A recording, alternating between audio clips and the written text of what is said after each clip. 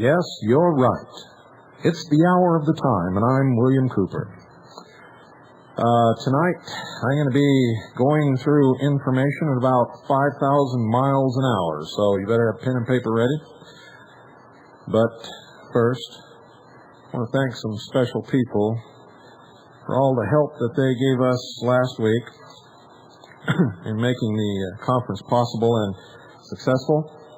First, my good friend Tim Lesbrance of Surplus and Stuff, Deadeye, John Gill, and Rosalie.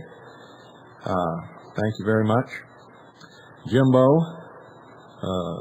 the cook at Katie's Country Kitchen, who, by the way, cooked on Friday night at the camp out, along with a whole lot of other people. Catherine and Ferris and Scott. Everybody. We could not have done it without you. Lenny, Ray, all of you. Carolyn, Annie, Little Pooh, and Nathan.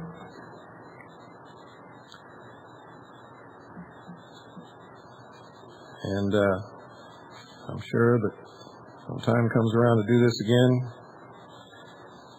we'll have just as good a help from all these people and maybe many more. Now, I have to apologize to everybody who was here, who left Saturday morning after a big breakfast at Katie's Country Kitchen. We were all sitting there around the tables, and when I finished my breakfast, I got up and walked out the door and left.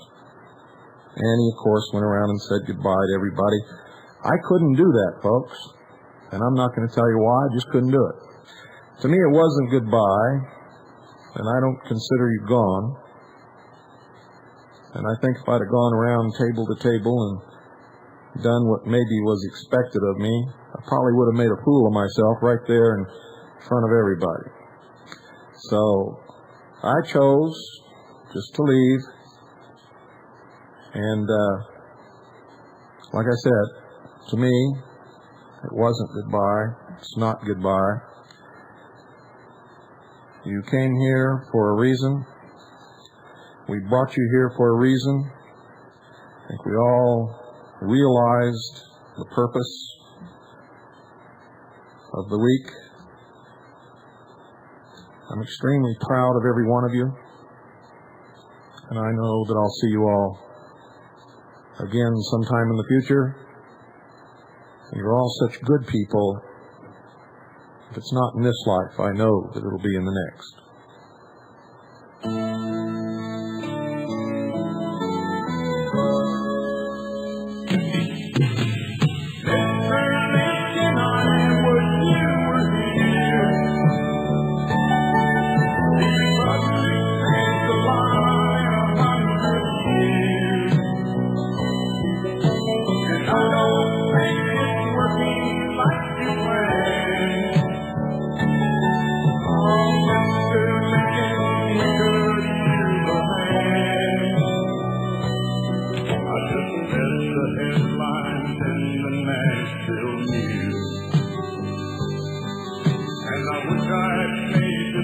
But I'm afraid it's true.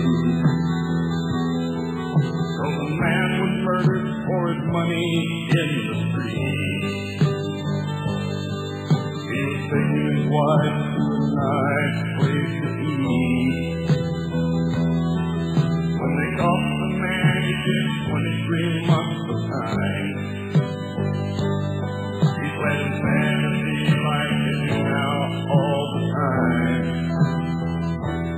Sir, what would you have done in 1859? Now if you shoot someone, sir, you can get off scot-free. Oh, it's the latest thing, Mr. Lincoln, can you believe? Now they sue the manufacturers of the gun. Ain't the law changed a lot since 1861. Mr. Lincoln, I was here. We sure could use him.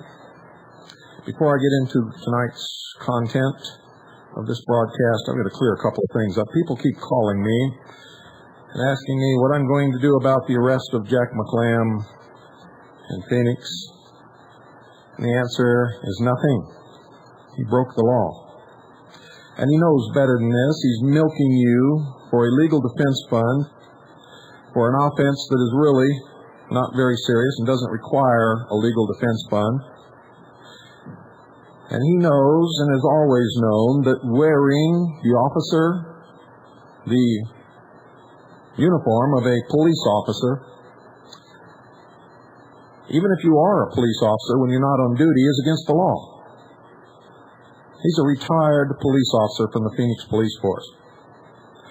The law says whether he's retired or not, if he's not actively on duty, or it's not one of the national holidays where wearing one's uniform is considered to be okay, that it is against the law.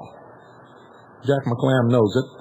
You, the sheeple, don't know it, and you're all forking your money out into a legal defense fund that you have no business putting your money into to begin with.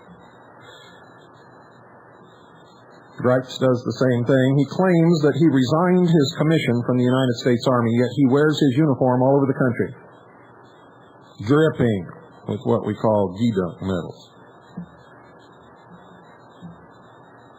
It's against the law, ladies and gentlemen. They do it because they can net the sheeple who look up to the uniform and the authority figure, and you think that because they wear that uniform, they're automatically telling you the truth.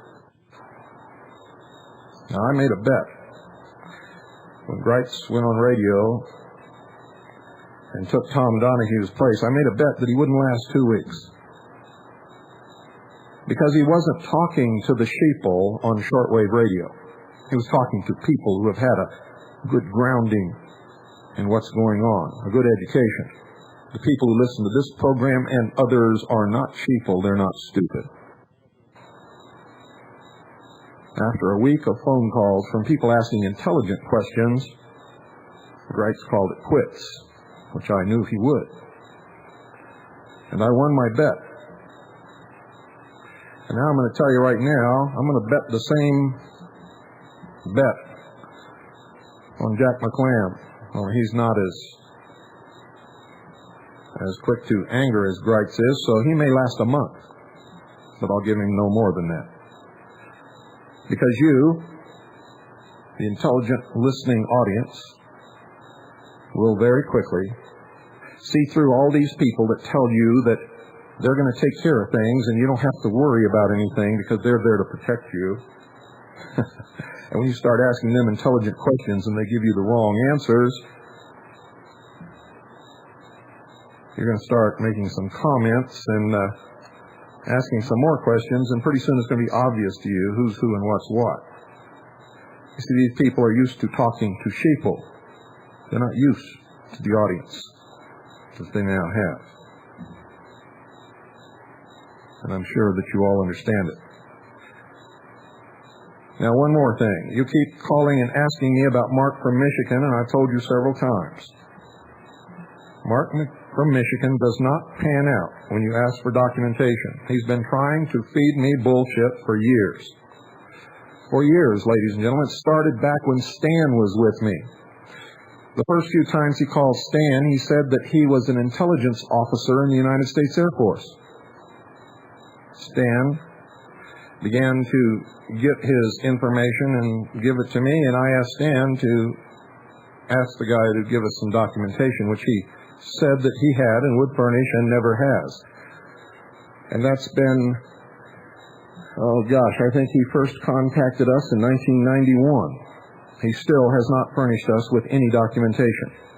He has stated that he was a member of the 40th Ranger Battalion. He first told us he was in Air Force Intelligence. If he was a member of the 40th Ranger Battalion, that's United States Army and does not exist. And did not exist during the time that he says that he was in the United States Army. There are no Belgian troops in the United States in the numbers of thousands like he says there are, and many, many other things.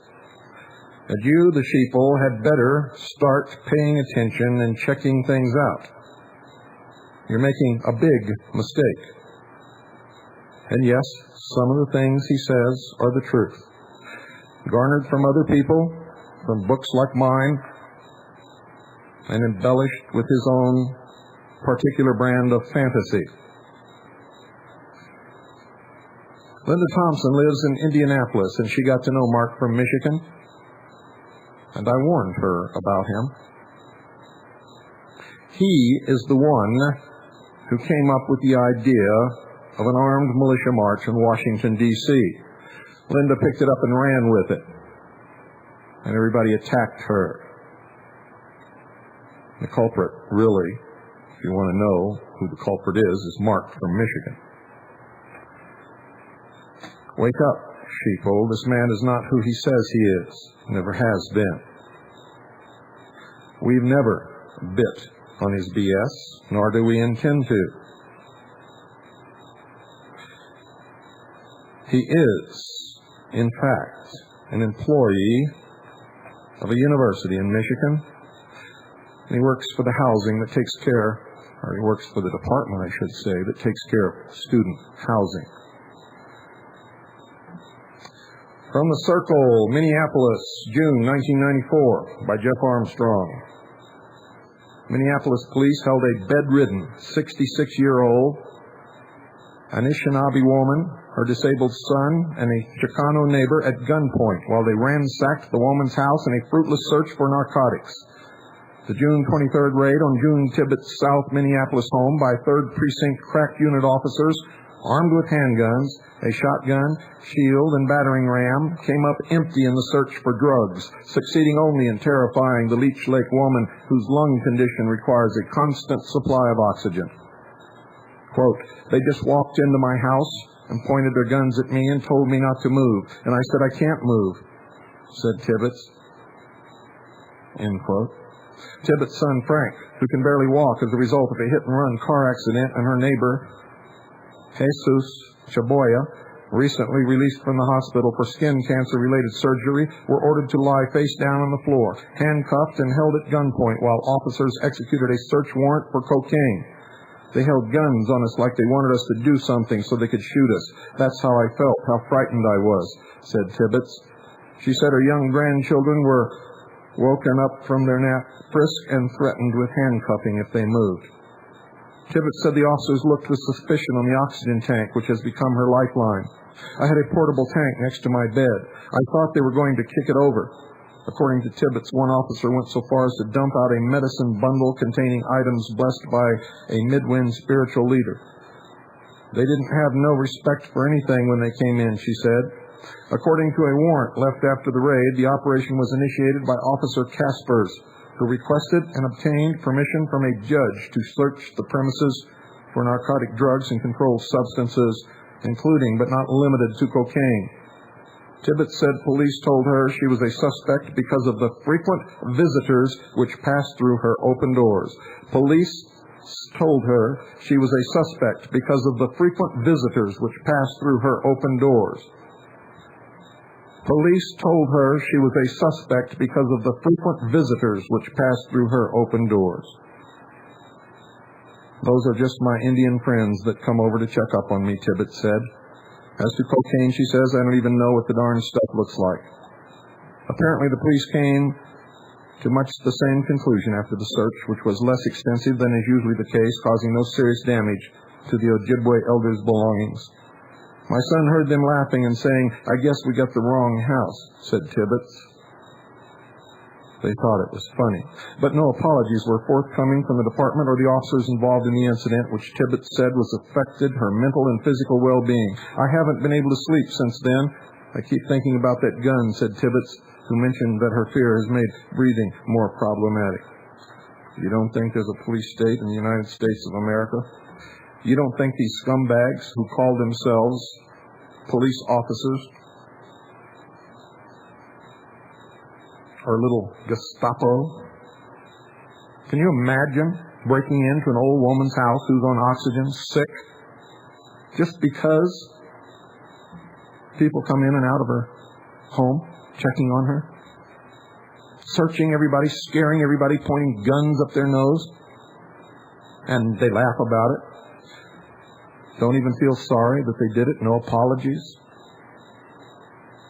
You don't think we're in trouble? You better think again. You better think again real hard. This is from Frontiers of Science, titled Ammunition, page 113. Where's the date?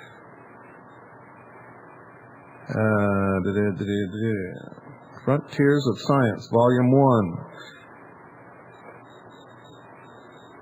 The New Illustrated Science and Invention Encyclopedia, H.S. Stutzman, Publishers, Westport, Connecticut, 06889. It's from page 113, Ammunition. The future of chemical weapons is closely linked with genetic developments, and there are suggestions that agents could be developed which would attack certain ethnic groups, since they would be the only people with the correct genetic characteristics to be vulnerable in the battlefield. They would quickly be exterminated. In a frightening scenario, the genetically tailored device could be employed covertly by one nation against another to attack a whole male generation and destroy that nation's social system. Are you listening? Reno wants to expand asset seizure. Arizona Republic, Sunday, June the 5th, 1994, Section L1. Suppose for the fun of it that the police suspected your teenage son of selling pot out of his home, in effect your home, and therefore seized your house, automobile, fishing boat, and other assets, including bank accounts under the federal government's interesting asset forfeiture laws. You protest vigorously. How were you supposed to know? You weren't a party to your son's business sideline, if any.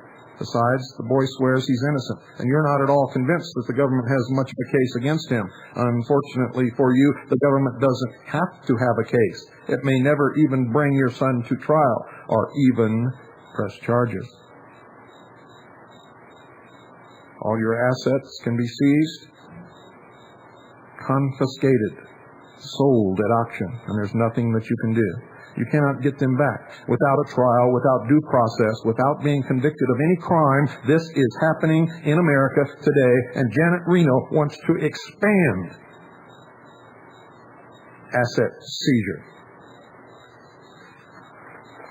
Attention, Americans. America first. Freedom forever. New World Order never. Come one, come all to the U.S. Constitution Restoration Rally at the Lakeland, Florida Civic Center, 9 a.m. to 10 p.m., Saturday, October the 1st, 1994. Saturday, October the 1st, 1994. Plan to be there. Now, I'm going to go through this. Featured speakers include Mark Kornke. Mark Kornke. Remember my admonition. Listen to everyone, read everything, believe nothing unless you can prove it in your own right.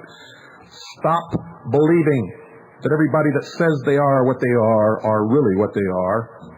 Check it out. Stop believing what they say blindly. Check it out. Larry Pratt, he's the executive director of Gun Owners of America. Jeff Baker, author of Checkmate, The Game of Princes. He's also trying to convince you that the end of the world is right around the corner.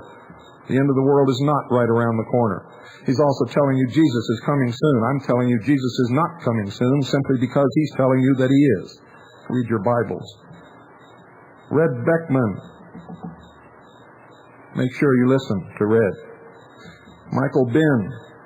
You know, he was on my show not too long ago. At that time, he claimed he had 12 million petition signatures to impeach Clinton.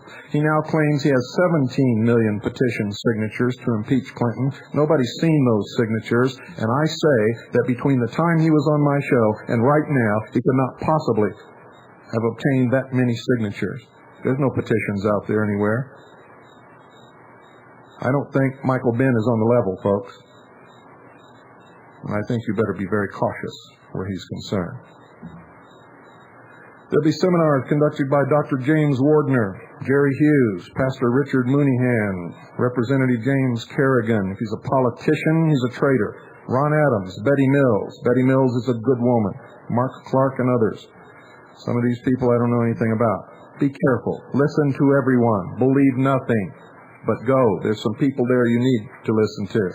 There's some other people there you also need to listen to, if you know what I mean. Monday, July 18th, 1994, USA Today. Media elite meet at Idaho retreat. You don't think the media is controlled? You don't think that they operate in conjunction with each other? Why is it that on any given day, on all of the different channels, network that is, you hear the same news, worded exactly the same way? Why is it in all the newspapers across this country, except small, independent, small-town newspapers, you read the same stories, worded the same way, with the same political slant? Media elite meet at Idaho retreat. Sun Valley Gathering draws Comcast, CBS, QVC chiefs, and many others.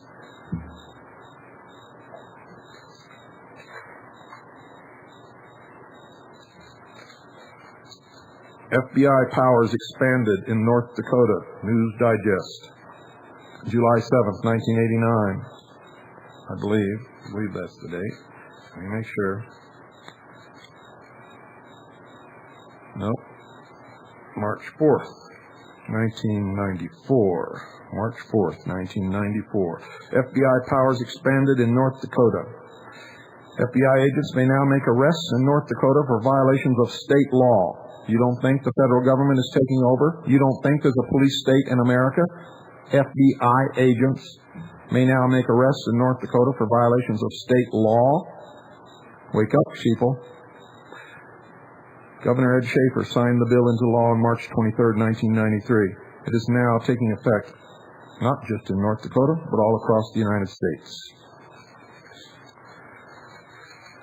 In Minnesota, Declaration of World Citizenship. Whereas in recognition of the greatly increased interdependence of the world in this age of nuclear power, pollution, hunger, and whereas realizing that the common interests of man can only be met through world cooperation, and whereas seeking to free mankind from the curse of war and to harness all available sources of energy and knowledge to the service of man's needs, and whereas aware that we can best serve our city, county, state, and nation when we also think and act as world citizens, now therefore be it resolved that we, the governor and legislative leaders of Minnesota, recognize the sovereign right of our citizens to declare that their citizenship responsibilities extend beyond our state and nation. We hereby join with other concerned people of the world in a declaration that we share in this world responsibility and that our citizens are in this sense citizens of the world. We pledge our efforts as world citizens to the establishment of permanent peace based on just world law and to the use of world resources in the service of man and not for his destruction. Be it further resolved that as a symbol of our obligations as world citizens, we proudly display the United Nations flag with the United States flag at the main entrance to the state capitol and urge other states to do the same effective March 26th. Listen carefully, sheeple. 1971.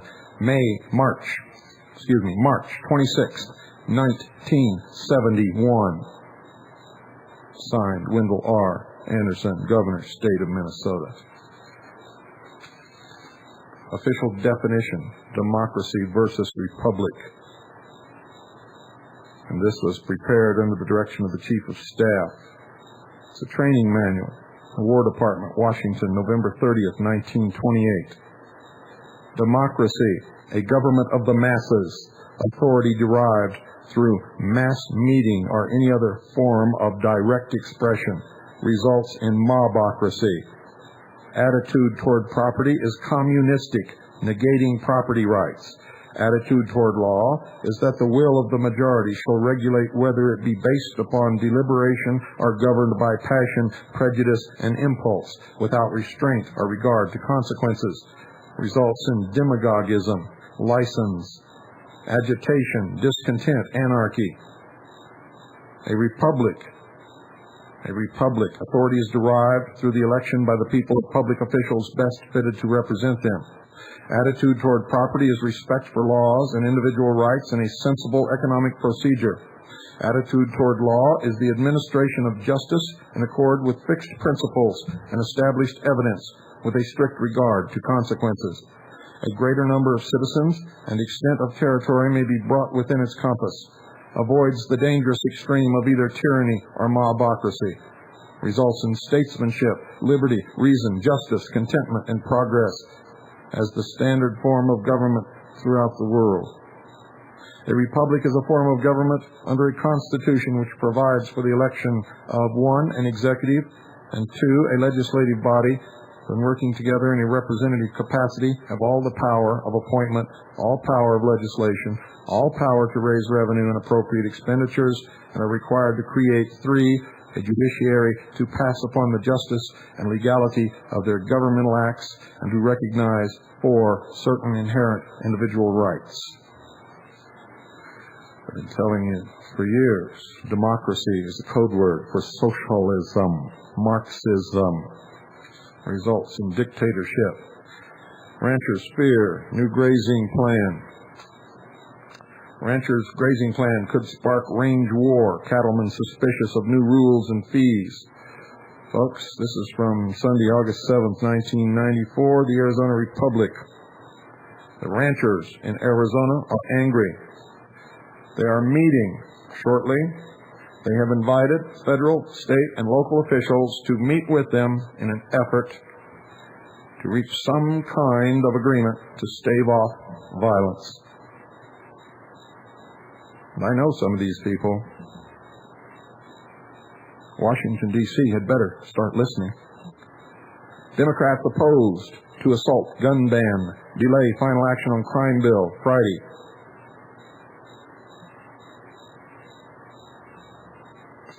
August 1994, Arizona Republic. See, either Friday the 5th or Saturday the 6th of August 1994, Arizona Republic. They're staving off the gun bill.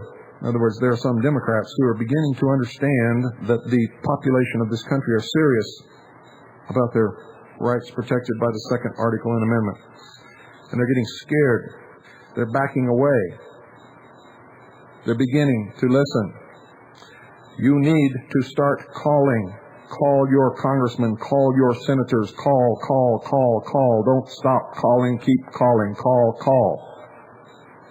Don't ever stop hoping that politics will work. We must exercise every avenue that we have right up until the end. Tell them, we do not want the crime bill passed. We want no restrictions on the right of the people to keep and bear arms. No restrictions on the right of the people to form and belong to militias. Do it. Don't sit there. Don't scratch your head. Don't wonder if you should do it. Just do it. We only have one rule in my family, folks, and this is that rule. Whenever you're confronted with a decision, pick the right decision. And you all know what's right and wrong. Pick the right decision. Trust in God and just do it. Just do it. No excuses, no whimpering, no crying, no slacking. Just do it.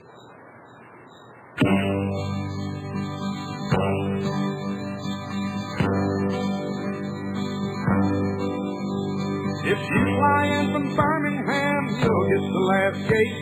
If you flew in from Boston, no, you sure won't have to wait. And I'm learning a little more every day. About the power of the dollar and the people with white collars and the good old American way. I've noticed I don't get much help when they see my blue jeans. Some slick with a suit walks up, oh, can I help you please? Yes, I'm learning as I gain a little age. About the power of the dollar and the people with white collars and the good old American way.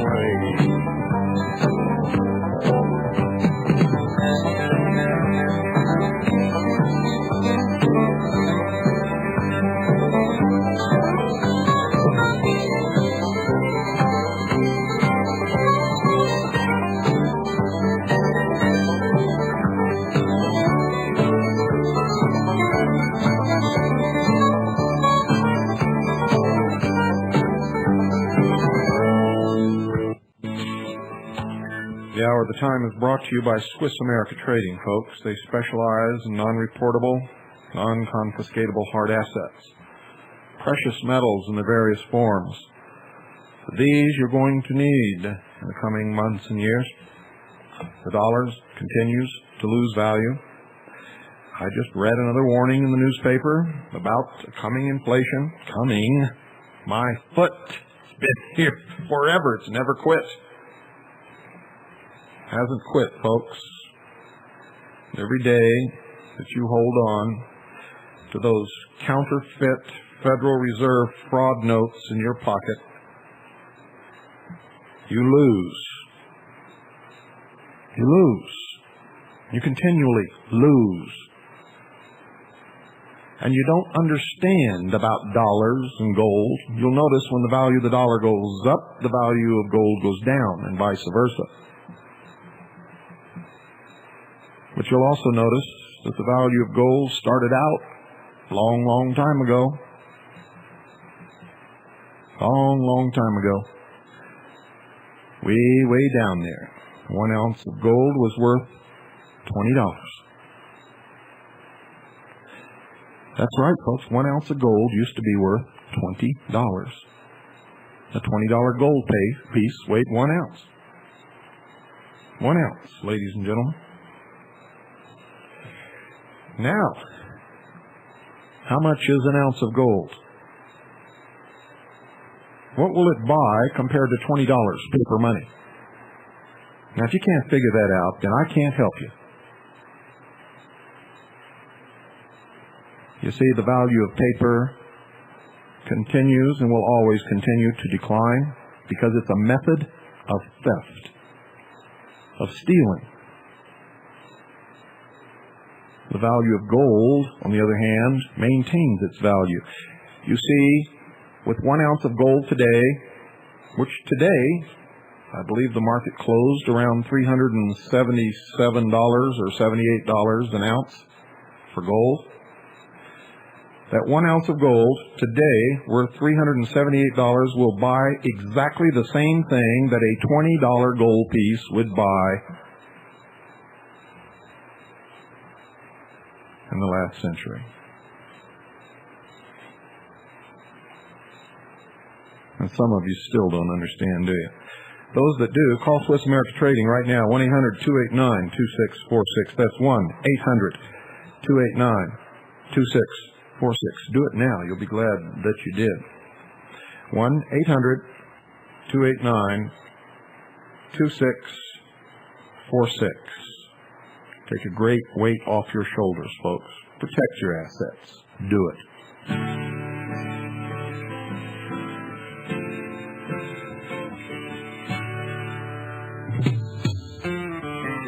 The preacher man says it's the end of time, and the Mississippi River, she's a gold dry.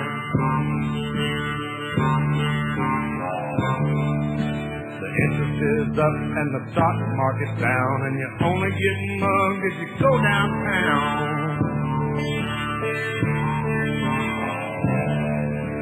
I live back in the woods, you see, a woman and the kids and the dogs and me. I I've got a shotgun, a rifle, and a four-wheel drive, and a country boy can survive. Country boy can survive.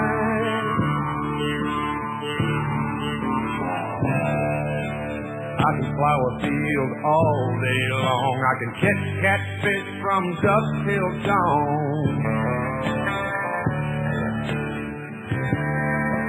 Make our own whiskey and our own boat too. Ain't too many things. Amendment 1 to the Constitution of the United States of America. It's the first of the first 10 amendments known as the Bill of Rights. Congress shall make no law respecting an establishment of religion or prohibiting the free exercise thereof, or abridging the freedom of speech or of the press or of the right of the people peaceably to assemble and to petition the government for a redress of grievances. All of these have been thrown in the trash can. You say no? You say they're making separation of church and state? Not so, folks. Not so. I'm going to read to you something.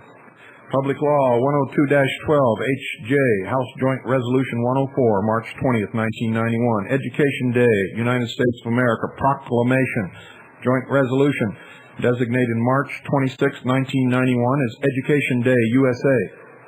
Whereas Congress recognizes the historical tradition of ethical values and principles which are the basis of civilized society and upon which our great nation was founded. Whereas these ethical values and principles have been the bedrock of society from the dawn of civilization, when they were known as the 7 Noahide laws. Whereas without these ethical values and principles, the edifice of civilization stands in serious peril of returning to chaos. Whereas society is profoundly concerned with the recent weakening of these principles that has resulted in crises that beleaguer and threaten the fabric of civilized society. Whereas the justified preoccupation with these crises must not let the citizens of this nation lose sight of their responsibility to transmit these historical ethical values from our distinguished past to the generations of the future. Whereas the Lubavitch movement has fostered and promoted these ethical values and principles throughout the world. Whereas Rabbi Menachem Shearson, leader of the Lubavitch movement, is universally respected and revered, and his 89th birthday falls on March 26, 1991. Whereas in tribute to this great spiritual leader, the Rebbe, this, his 90th year, will be seen as one of education and giving, the year in which we turn to education and charity, to return the world to the moral and ethical values contained in the 7 Noahide laws. And whereas this will be reflected in an international scroll of honor signed by the President of the United States and other heads of state, now therefore be it resolved by the Senate and House of Representatives of the United States of America in Congress assembled that March 26, 1991, the start of the 90th year of Rabbi Menachem Shearson, leader of the worldwide Lubavitch movement, is designated as Education Day, USA. The President is requested to issue a proclamation calling upon the people of the United States to observe such day with appropriate ceremonies and activities. Now, I have several comments to make about this, ladies and gentlemen. Certain racist scumbags in this country are trying to stir you up and tell you that the Jew Talmudic laws, Noahide laws for Goyim, now is U.S. public policy, and it means decapitation for Christians. Christians would be considered guilty of violating law number 2, thou shalt not blaspheme God, because Christians believe that Jesus the Christ is God manifest in the flesh, and this Christian belief is blasphemy to the religion and tradition of the Jews. The Noahide laws developed by the Jews provide for their execution of every Christian on the face of the earth by means of decapitation. And if you fall for this, you are a fool. For what I just read to you, Public Law 102-12 designates March 26, 1991, Education Day, USA.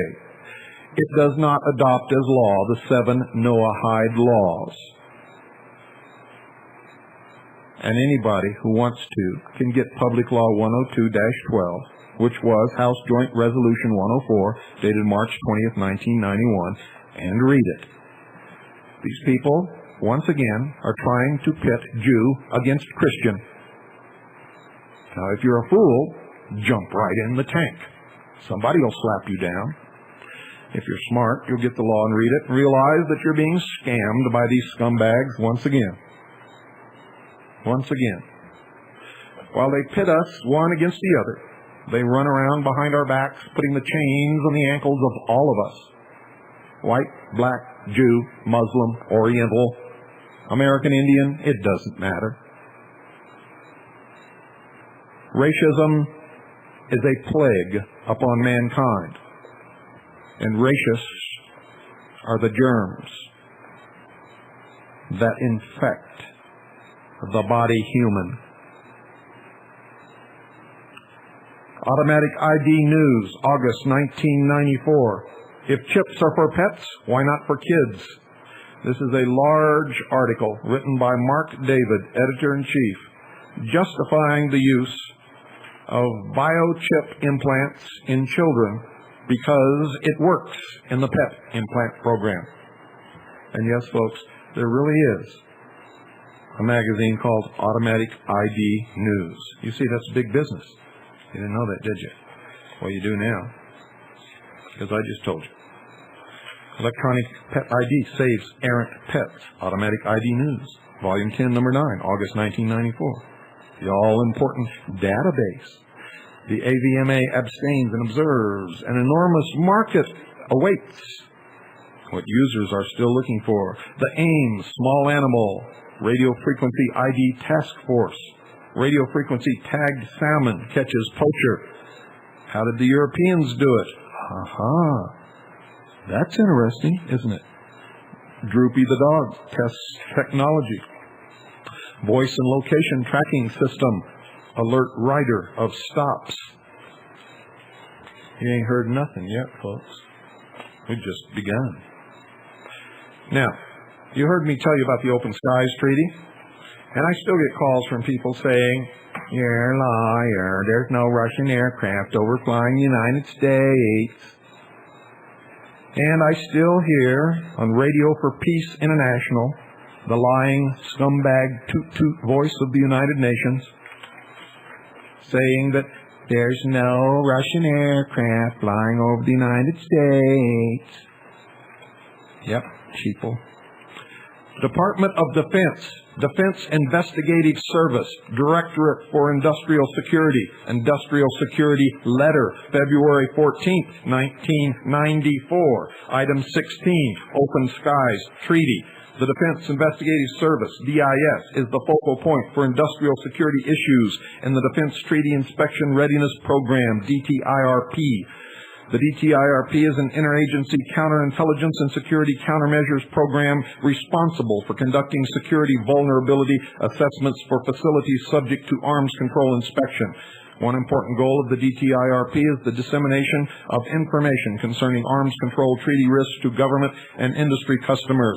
This article describes the Open Skies Treaty, OST, and requests feedback from Defense Industrial Security Program contractors. The OST will allow foreign aircraft to fly over your facility with a variety of sensors, including cameras, radar, and infrared. We believe that, for most of you, the OST will not prove to be a greater threat to classified or proprietary information than already exists. For contractors who conduct sensitive outside testing or need to move sensitive hardware, the OST may be more problematic. The purpose of this article is to share information on the Open Skies Treaty and to request feedback as a means to determine how planned activities in both the United States governmental and industrial sectors might be affected by Open Skies overflights. Contractor security officials should coordinate their response through corporate channels. The information collected would also act as a starting point from which to develop a set of guidelines to assist in the preparation for overflights and to help organizations understand their specific Open Skies Treaty responsibilities. Since the success of these objectives will be largely dependent on input from the field, your cooperation in this project is requested but voluntary. The Office of the Undersecretary of Defense for Acquisition is tasked with coordinating the implementation of all arms control treaties, including the OST. OST is intended to be a confidence and security building measure affecting the 27 nations who are current signatories to the agreement. The signatories include 11 East European and former Soviet states, in addition to our NATO allies, including Russia. As a result of the Open Skies Treaty, the entire territory of the United States will be the subject to short notice overflights by the other signatory nations.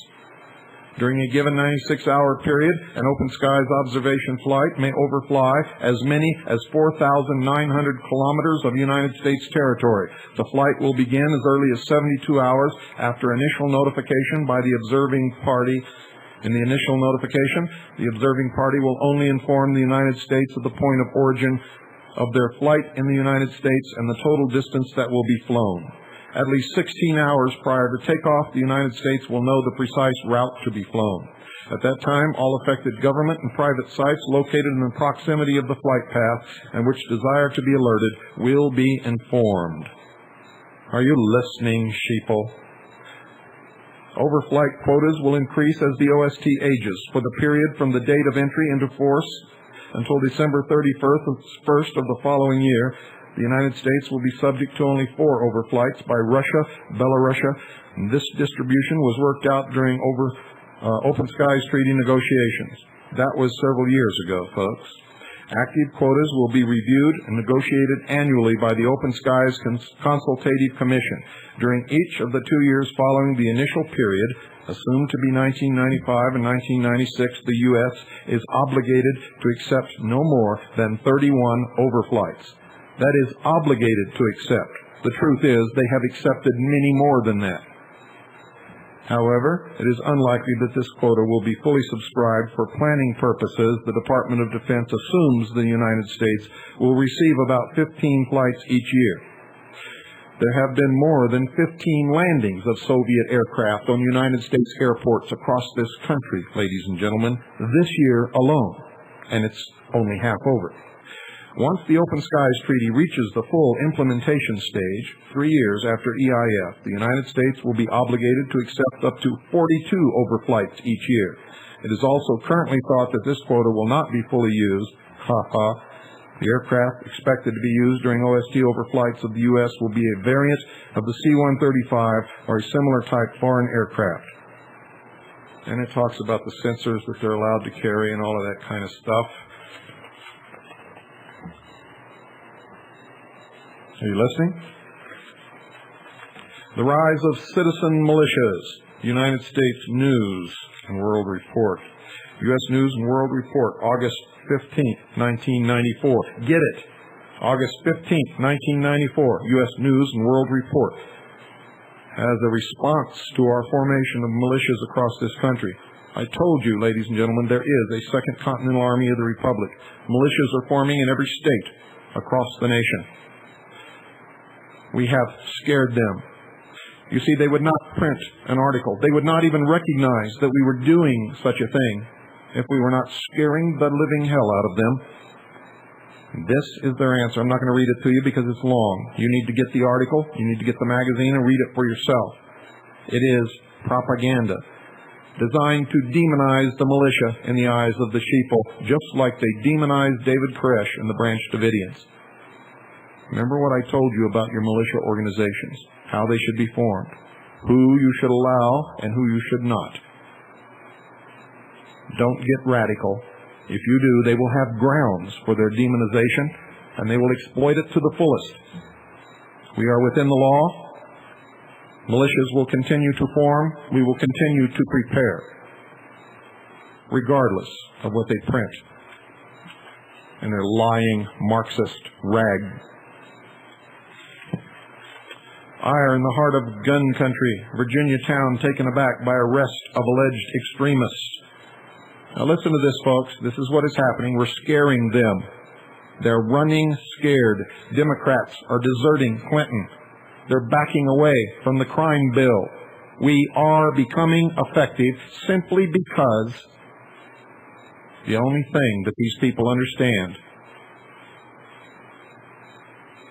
is violence. They are now becoming afraid of the population of the United States of America. In Pulaski, Virginia, they love their guns in this rural town of 12,000 in the conservative New River Valley, about 60 miles west of Roanoke. This is from the Washington Post, Sunday, July 31st, 1994. On the first day of deer hunting season in mid-November, the town's main employer, a Volvo General Motors manufacturing plant, shuts down so employees can go hunting. Some schools close as well. But while bearing arms is a lifestyle here, Residents were taken aback last week by the arrest of 2 local men who federal authorities say are part of a group that has been stockpiling automatic weapons and explosives in preparation for an armed conflict with the government to protest laws restricting firearms. Now listen to me, you Marxist jerks. Has nothing to do with protesting laws restricting firearms. It has to do with the destruction of the United States of America, with the trashing of the Constitution and the Bill of Rights, with the formation of a one-world totalitarian socialist government. You're not going to get away with it. And if you continue with your stupidity, we will fight you. And it may take us a long time, but we will win. And when we do, the traitors will be arrested.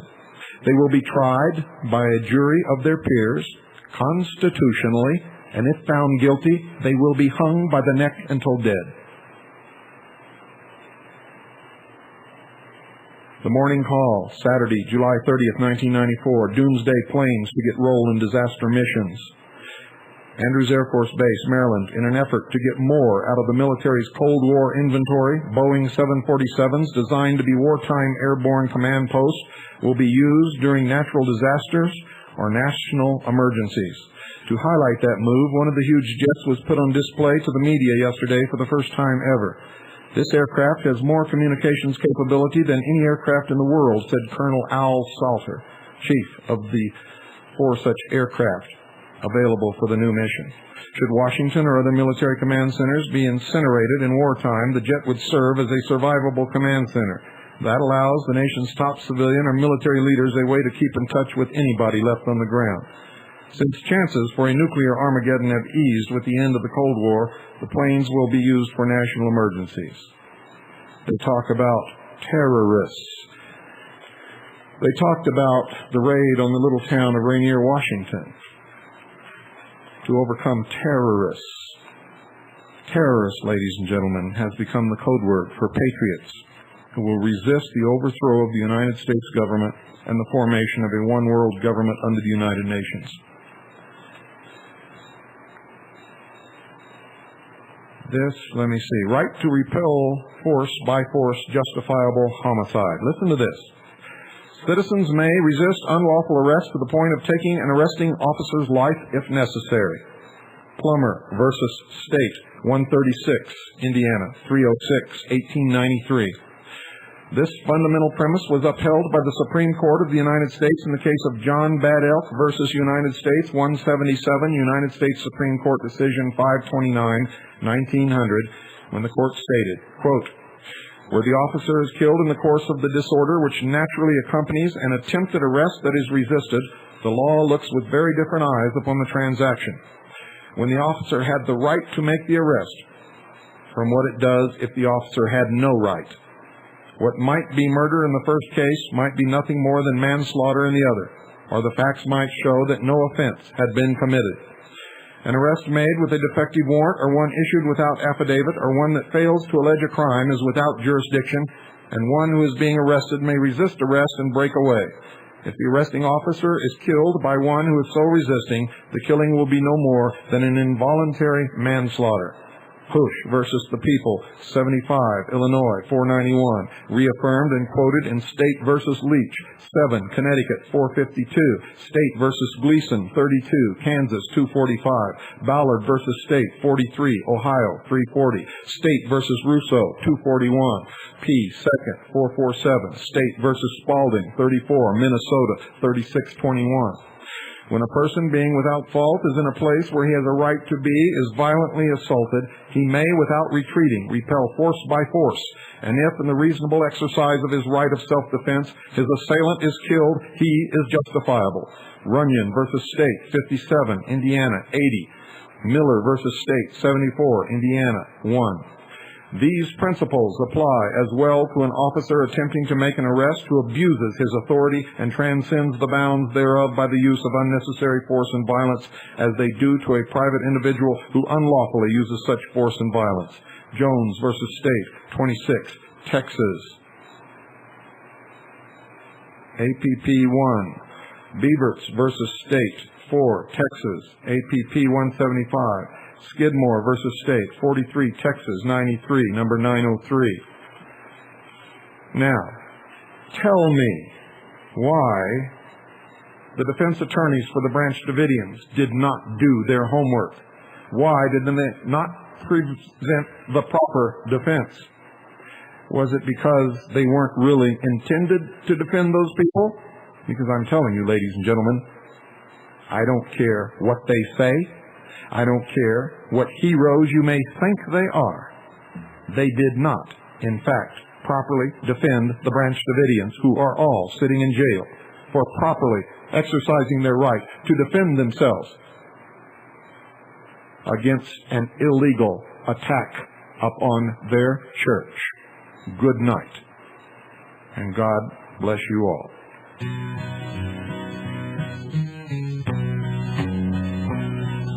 People, I think it's time we stop this running around.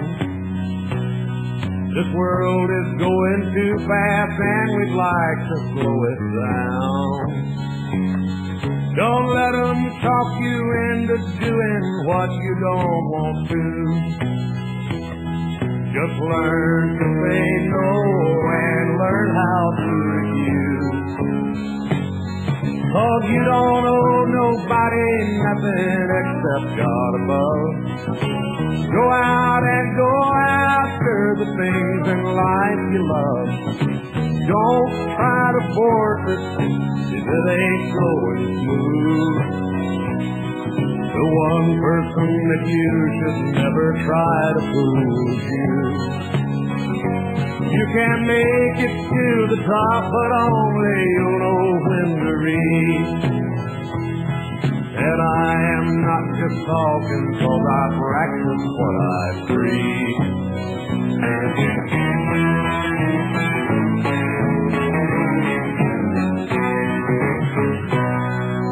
Maybe you don't do all the things you're supposed to. Your boss gives you a job you hate, but you smile, that's the rule. You see yourself playing the game and it's rubbing you wrong. Oh, you don't know how much more you'll take, how long can it go on? Well, you don't owe nobody nothing except God above. Go out and go after the things in life you love. Don't try to force it if it ain't going smooth. The one person that you should never try to fool is you. You can make it to the top, but only you'll know when to reach. And I am not just talking, I practice what I preach. No, I am not just talking, 'cause I practice what I preach.